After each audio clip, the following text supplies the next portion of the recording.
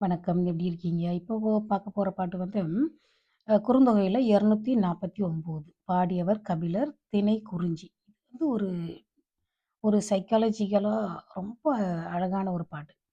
அதாவது வரைவிடை வைத்து பிரிகிறான். அந்த தலைவன் வந்து வரைவிடை வைத்து பிரியறதுன்னா, கொஞ்ச நாள் கழிச்சு கல்யாணம் பண்ணிக்கிறேன்னு உறுதியா வீட்ல சொல்லிட்டு, அவன் வேலைக்கு போவான்.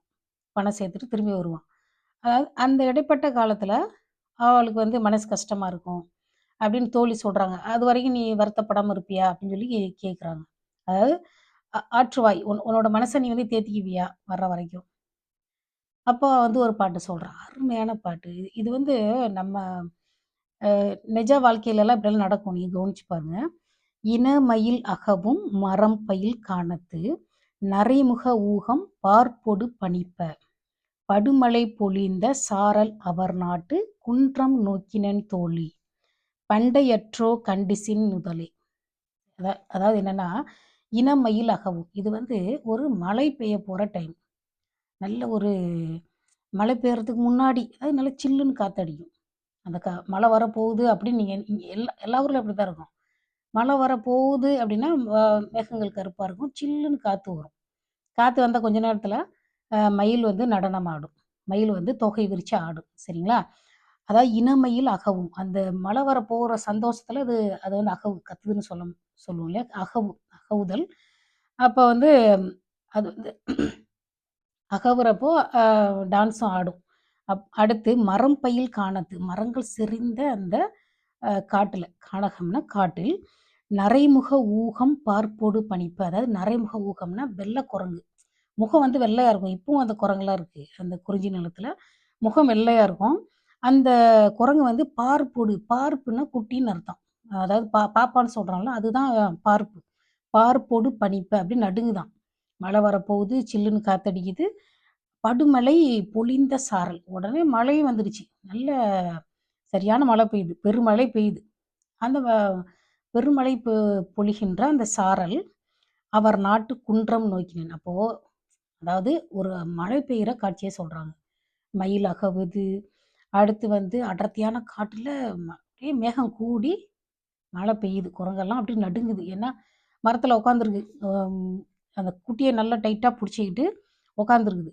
அப்ப மழை பெய்யுது. அவர் நாட்டு குன்றம் நோக்கினன். குன்றம் நோக்கினன் தோழி. அதாவது மதுரையிலேருந்து திருச்சிய பார்க்க முடியாது. திண்டுக்கல்ல இருந்து சென்னைய பார்க்க முடியாது. ஆனா, ஒரு குன்றத்துலருந்து இன்னொரு குன்றத்த பார்க்க முடியும். எல்லாமே அப்படி குத்து குத்தா தானே இருக்கும்.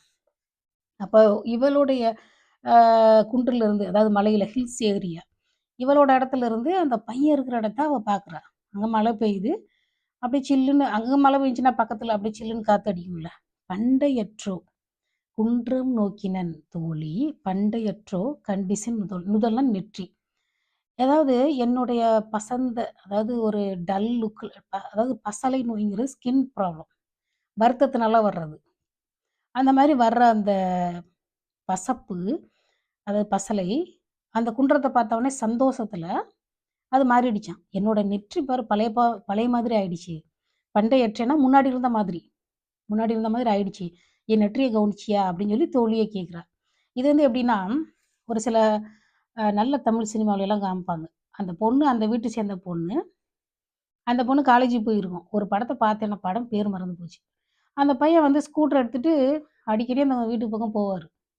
அந்த பொண்ணு அங்க இருக்க மாட்டாங்க. ஆனாலும் அந்த வீட்ட போய் பார்த்துட்டு அப்படியே சந்தோஷமா போவாரு.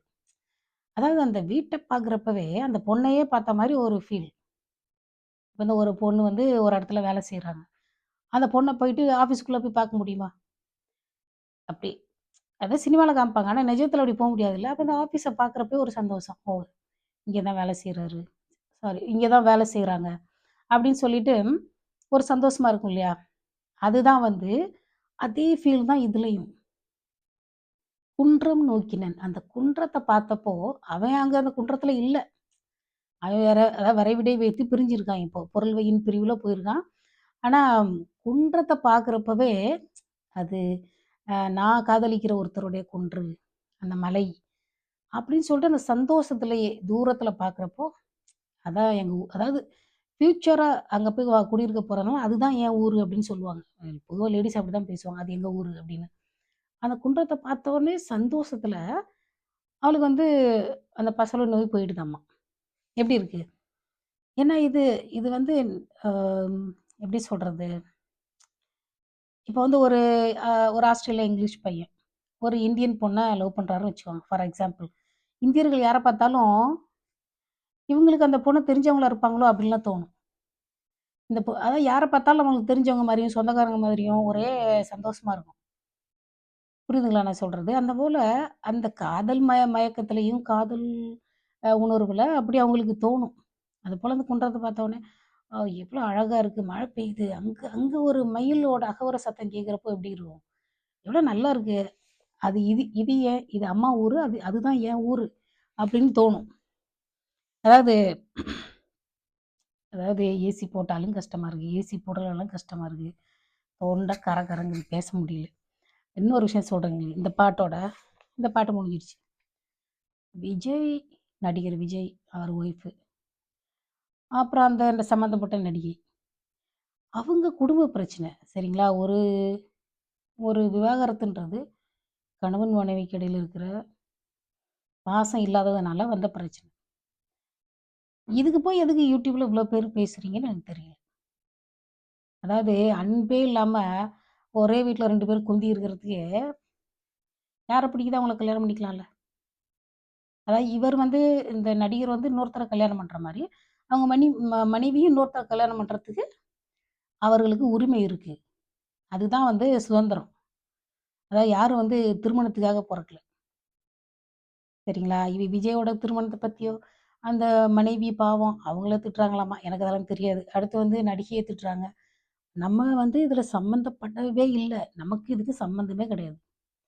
அந்த 3 பேரு, அப்புறம் அவங்களோட பிள்ளைங்க, பிள்ளைங்கள கூட கிடையாது. அந்த 3 பேர் சம்மந்தப்பட்ட விஷயமே தவிர, அம் நமக்கு அதனால வந்து எந்த லாபம், நஷ்டம் இல்லங்கிறத தாண்டி, இத போய் தலையிடுறதே பெரிய தப்பு. எப்படி ஒருத்தர் மேல ஒரு அன்பு உருவாக்க முடியும்? இல்ல ஒருத்தர் மேல எப்படி ஒரு வெறுப்பு உருவாக்க முடியும்? அது அவங்களுக்குள்ள நடக்கிற விஷயம். அது வந்து ஏன் விஜய் வந்து கஷ்டப்படுத்திட்டாருன்னோ, கஷ்டப்படுத்திட்டா ஏன் அன்பு இல்லாதனால கஷ்டப்படுத்துறாங்க. அப்ப அவங்க பிரிஞ்சு போறதுல ஒண்ணும் பிரச்சனை இல்ல. இதுல நமக்கு என்ன பிரச்சனை? யார் அன்பு செய்றாங்களோ அவங்கள கல்யாணம் பண்ணிக்க வேண்டியது தானே! அதனால